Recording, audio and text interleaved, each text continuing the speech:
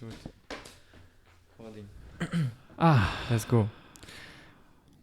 Henaro, yes, Tonchai. I just want to ask you something. You seem really upset these days. Does it something bother you these days? What's happening in your life? It's not I'm not upset. I'm just concerned. To be honest, I am really concerned, and that's something that is not allowing me to sleep that well. Really? Yes. So Actually, I didn't want to talk about it, but now that we are here, let me just share that with you. Okay, maybe then this podcast we can talk about it. Why not? Yeah. We don't have to always talk about Germany. Yeah. We are also owner of this podcast.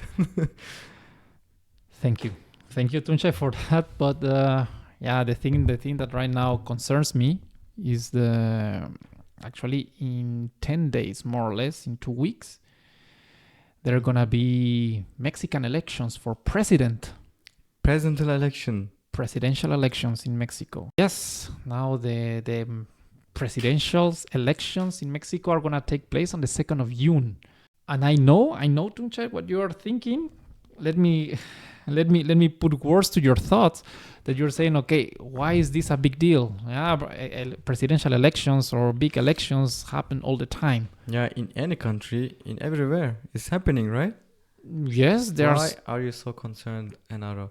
What is it making you lose your sleeps? What is it? I lose my sleep. Okay, I will summarize in one sentence. Mm-hmm. We have the worst government from the last 20 years. And the risk that this government continues is quite big. So this government has been actually governing for 20 years? Not for 20 years. I'm just saying that this has been the worst government. I mean, in Mexico, the presidential time, the person who's the president is allowed to be president only 6 years. Mm-hmm. Mm-hmm. So in the last 6 years, this person, the president, the current president of Mexico, has been there since 2018. And this guy it's really a 2018. Mess. Since 2018 until today. It's really a mess. It's a disaster. What he's doing. I think that he already lost a little bit notion of the reality.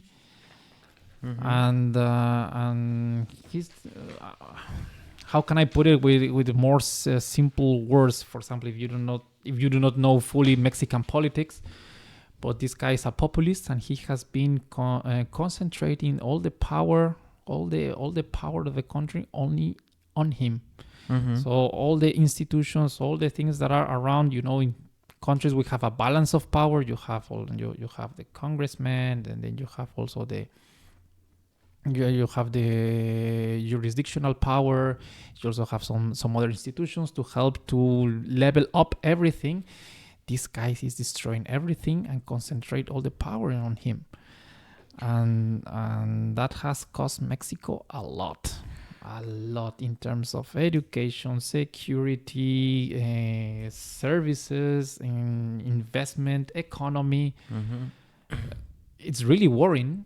And the worst thing is that there's also a group of people that are still following him, and actually they might vote for him, and well, not for him, they might vote for his candidate, who's a woman, let's say his pupil, that she's running for the president, for president, and it might be tough. Henaro, that reminds me of actually a bit my country. Because it all started like this, we were also concerned that our president, when he came to the force, 6 years, 7 years, 10 years, we were all concerned with the same emotions. It's been now 20 years. I'm not going to go into details right now because we are not talking about Turkey, but I just want to ask you something. For example, our president is still in the force because he was able to, let's say, I don't want to use some bad words. Not bad words, but I want to stay in the safe. On the safe side. On the safe side.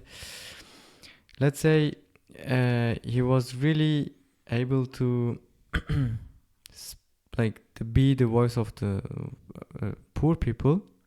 Yeah. And he was using some stuff to manipulate people. Yeah. For example, religion. For example, economy. For example, you know what I mean? Definitely. Yes. And he is also a good speaker. Yeah. He's a good public speaking person. So when you combine these three things, religion, economy, and publicly strong speaker, then it brings power to you. What is it, the thing that your president right now is using as a mediator to manipulate the public? And first of all, do you think is he manipulating the public? First of all, I must say he's a really good speaker. Mm-hmm. He really connects with the people on an emotional level, so he gets the emotions of the people. And especially, we know Mexico. Mexico is a developing country, but nevertheless, there are a lot of poor people in Mexico. That's a fact. There are a lot of poor people, unfortunately, people who do not have the chance or the opportunity of good education, or to jump to another, social class, or to develop their careers, profession, whatever. That's the reality, and that's a sad reality. But this guy, he connects with those people he connected with those people in a very smart way, always criticizing the previous government. I'm always promising when I go there, everything will disappear. The problems will go away. You will get the new opportunity. You will get everything from me, in a very smooth way, and also in a very critical way to the previous government. Then in a way, he connected with those people. So it was combined due to our last governments, which they weren't the best, but they were not the worst. So I would say, mediocre, you can put it like this, but and he profit from that. And the people say, because they were already tired of the previous government, they say, okay, let's vote for this guy, let's vote for this guy, let's vote for this guy. And that's how he got elected. In 2018, the election was overwhelming. It was pretty clear he was the winner. There was no necessary to count votes or to let's have a review here. No. 60% of the votes just went for him or something like that. It was pretty clear.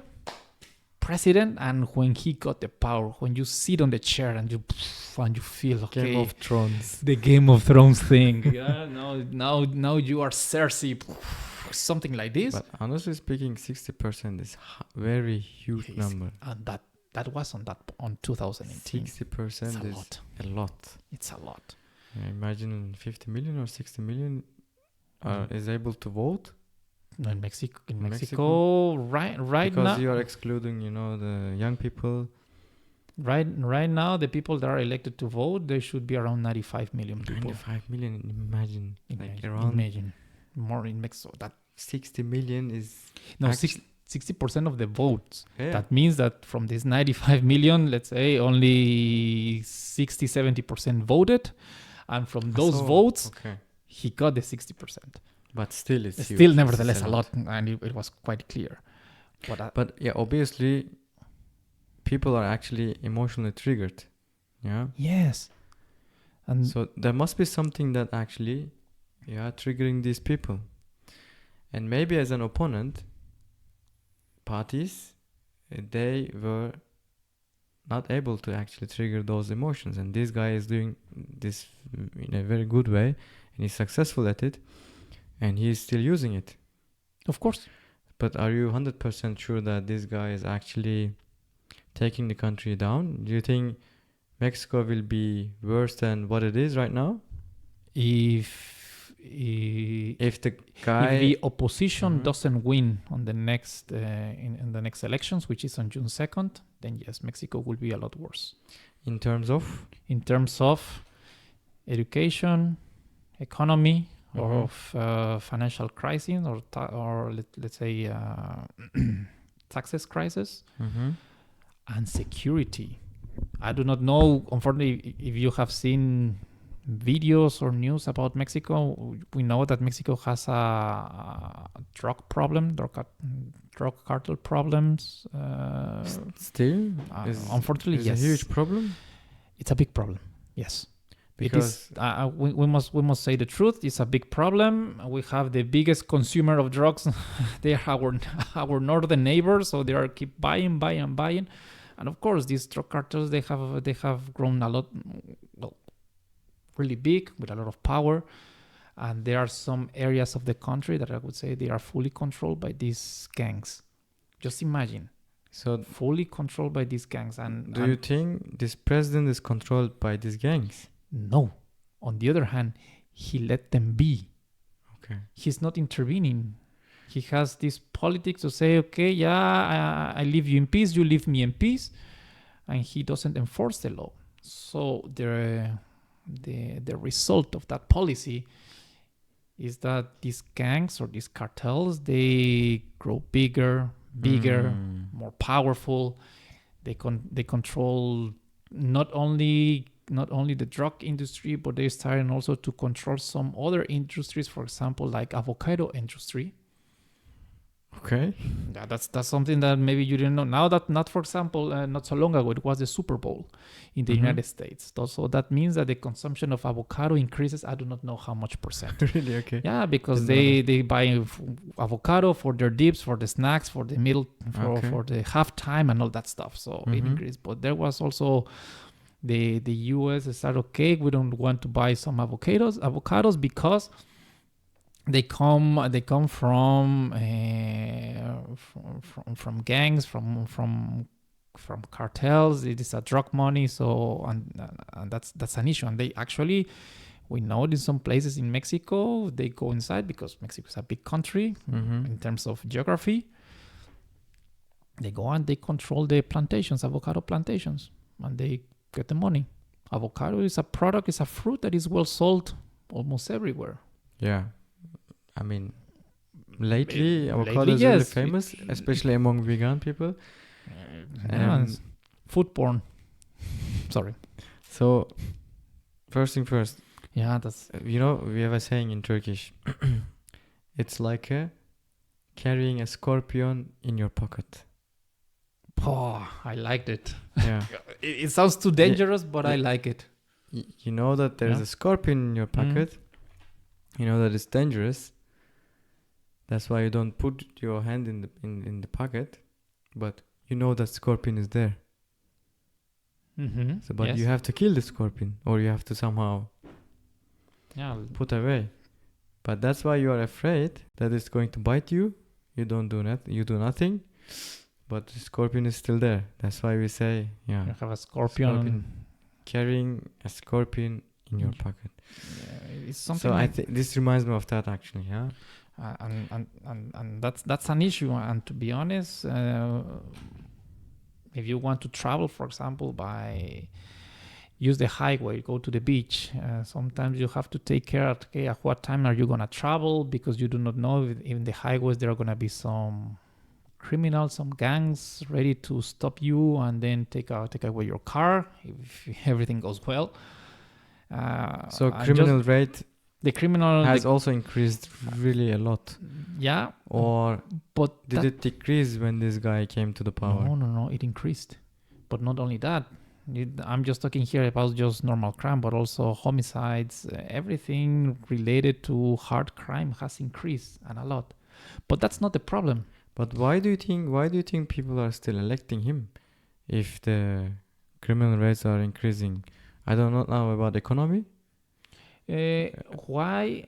Because he has a very powerful tool, and this powerful tool is the power of the state. What do I mean by that? Imagine every single day he has a conference call in front of different journalists. Okay. So he wakes up really early. It starts at 7 or at 6, I do not know, and he talks about 2 or 3 hours about the problems and the issues of the country. and he uses that conference to throw to the public, to the journalists, lies. To be honest, lies. And they say, okay, yesterday we had a problem that I do not know next to one Mexican state. Some criminals, they kidnapped some kids, and the kids are not found. What happened? No, that didn't happen. No, that's not true. You are saying just exactly like what Trump did. Do you remember when Trump was president and he did to CNN? No. You're not good. You're a bad journalist. You're a bad journalist. You're just shooting against me. No, you're bad. No, you're asking the wrong question. Get out. So he's doing the same. He's doing exactly the same. It's working. Yes. That is interesting. Yeah, okay. but eventually, just by saying that, also attacking professional, normal journalists, say, hey, no, look, here, we have the figures. What happened? No. Your figures are wrong. You're getting the wrong data. I have another data. Look. And it's already prepared another chart with, I do not know, we'll look from a different perspective. But they are not facts. You ask the people and say, no, it's not correct. And just by saying that every single day, no, we are better. No, we have solved the problem. No, that's not true. That's not true. The echo of that conference call sounds in the whole country. So a lot of people goes, oh no, yes, we are better. Of course, we are not better. We are. You don't see it because you do not go outside, or maybe because you don't have contact to too many. To the most critical areas, but we are not better. Plus, we also have and that's the thing that angers me. As any other country, you have different funds or different, let's say, all the money that you get from taxes, from investment, from return of investment, from remnants of capital in the money exchange, in the currency exchange, or whatever. All the governments, they have different pockets with money for different purposes. Well, he has decided, to take them all, or not all of them, but most of them, to destroy all these savings that they have been built along I don't know how many years, and then he's using that money. So basically, he's using people's money to his favor, right? To his favor, and let's say to apply into social programs, which at the first part is not a bad idea if you think about it, but then, sorry, I have to say that Mexico is not Germany. Germany has the welfare of the state that provides, that helps its people. Okay, if you don't have any job here, Germany supports you with this Arbeitslosengeld, or this money for unemployment money. If you, I do not know, if you come here, you're asking for help because you're having a delicate situation, you're a single mom, or you lost your job, everything like that, then you get this support from state. The thing is that he's using that money, but not with this noble objective. He's just giving money away, doesn't matter to whom, in order to keep the people in a way kind of happy. But so that they elect him again. Yeah. So that they're gonna stay at power again. And just let's say, for example, that's something that it could happen. For example, what it happened in Greece in 2012, 2011. I don't know if you remember that Greece was about to go bankrupt. Yeah. And the problem was that when they received all the money from the European Union, they decided, to invest that money not in infrastructure or in creating jobs, but they say, everything went to the social spending, to increase the pensions, to increase some kind of tax deductions for people, and it was well. But then when the time came, it was very difficult to adjust because you already gave that money to the people, and that means that now you have to take it. But the government was already in bankruptcy, and that's the thing that it could happen in Mexico if we continue on the same path. Plus all the disaster that I just told you. Okay, so there's a risk.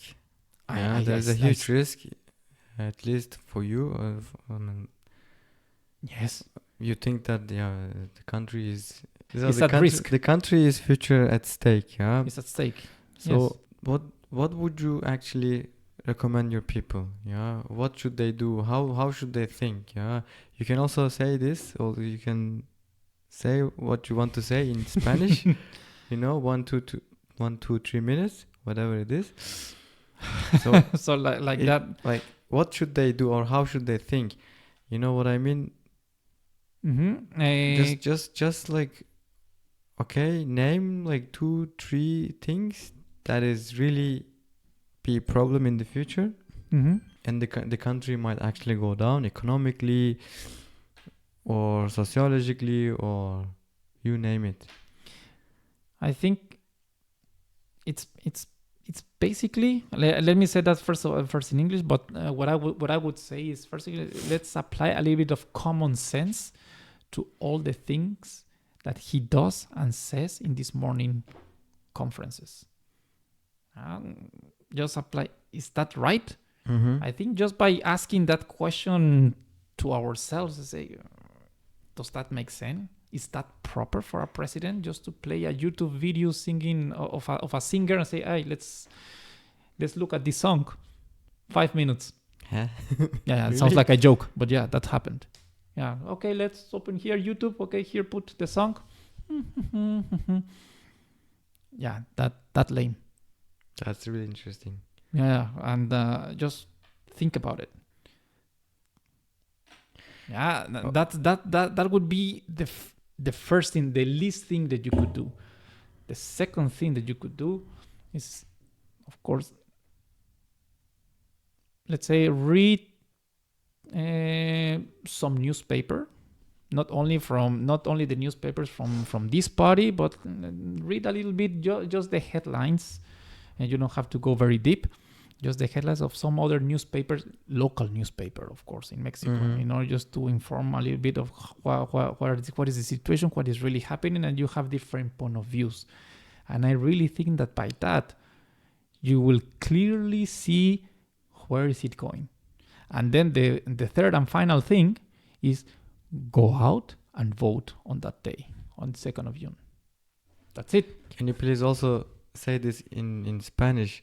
Go and vote on that day. Yes, for sure. Because we are also now, like, we are speaking to the public. Yeah, and indeed. Hopefully this video will reach those people who are reluctant to vote because they think that is already they already lost.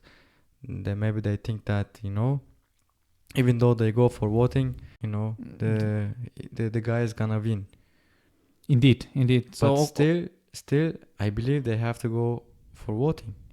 At least then the guy has to see, okay, there are actually more people against me, against my idea, and I have to respect them. That's... don't try.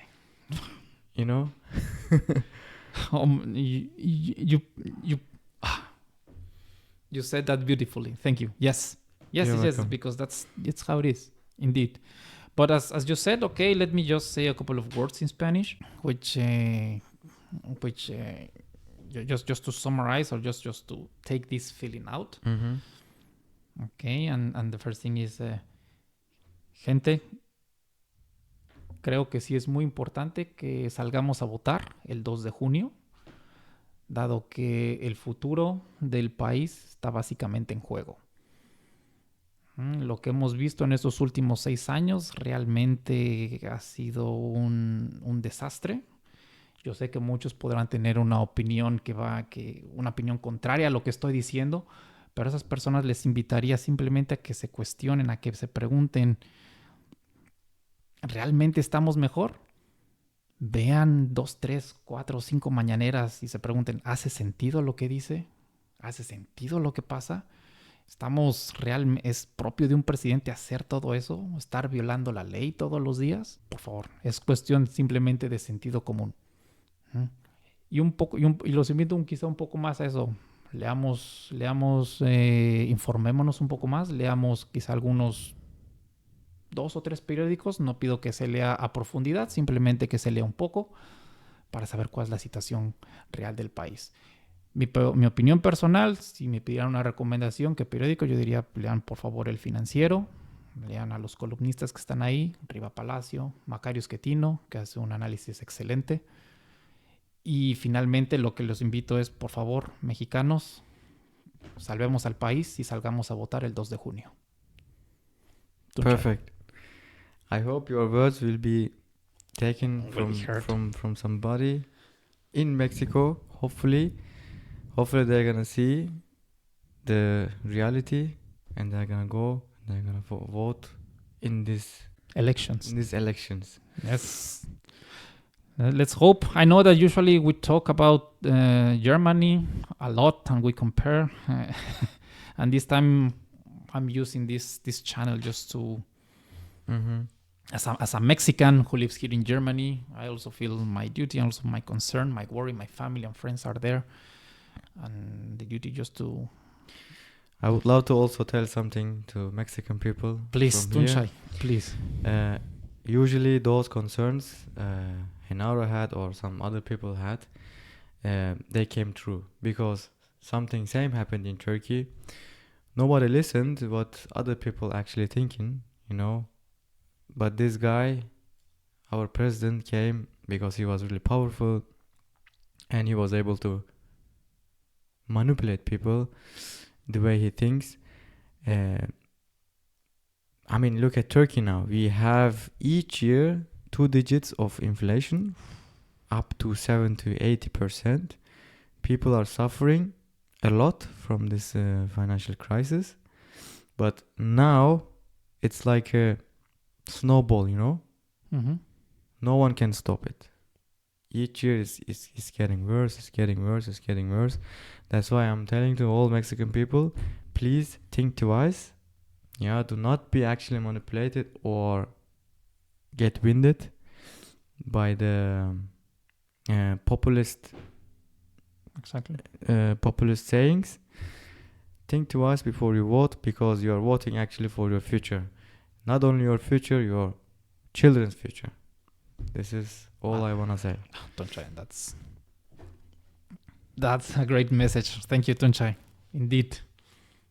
So I feel better because I let that thing out. Thank you for listening to me. Listening to me. Also for always my pleasure. Also for letting me use the channel for this purpose. And next time we will talk about, I hope, some more joyful topics. Cheerful things, hopefully. Definitely, Tunchai. Henaro? Tunchai. It was a pleasure. Always. Tacos on Döner Tales. In Germany.